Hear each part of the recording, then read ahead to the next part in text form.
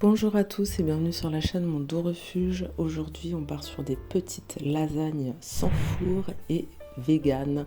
On va se régaler et faire plein d'économies. Cette recette est hyper gourmande, donc on part direct en cuisine. On commencera par venir mettre un peu d'huile d'olive, 2 carottes et un gros oignon à faire cuire et réhydrater des protéines de soja. J'y mets environ 2-3 poignées.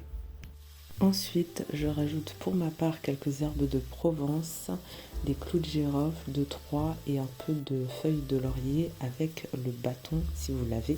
Sans oublier du céleri. Alors ici c'était du céleri en boîte, j'ai mis à peu près la moitié d'une petite boîte, enfin d'une boîte moyenne plutôt.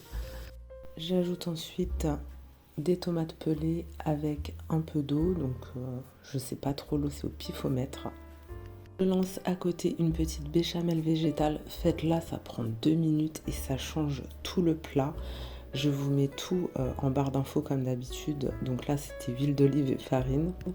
On prépare le lait et quand vous avez environ cette consistance-là, vous ajoutez le lait, vous mélangez bien et vous mettez une belle pincée de noix de muscade. Vous voyez, en fait, vous ajoutez au pifomètre le lait et je la finis même avec un peu d'eau. Moi perso, et ça a vraiment un vrai goût de béchamel, c'est délicieux. Je viens ensuite passer la moitié, voire les 3/4 de la sauce au mixeur et je laisse un petit peu de mâche comme ceci.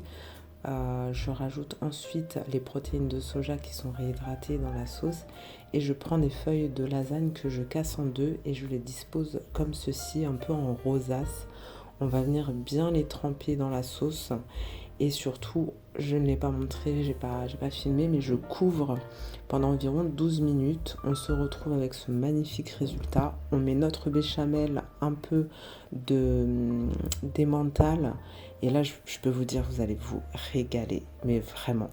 Donc, on couvre encore un petit peu et on laisse cuire tout ça vraiment à feu doux pendant quelques minutes, le temps que ça fonde en fait. Et on rajoute un petit peu de persil ou l'herbe de son choix.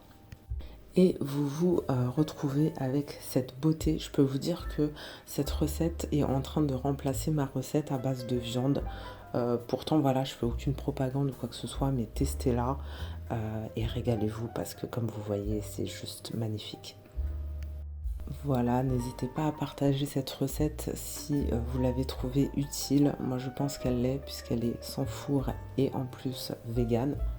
C'est pour cela que je tenais tant à vous la partager, elle est bluffante. Perso, voilà, moi je me ferais bien une assiette comme ça toutes les semaines, ça va faire partie de mes inconditionnels du moment. N'hésitez pas vraiment à la partager si vous connaissez des étudiants ou des personnes qui n'ont pas de four.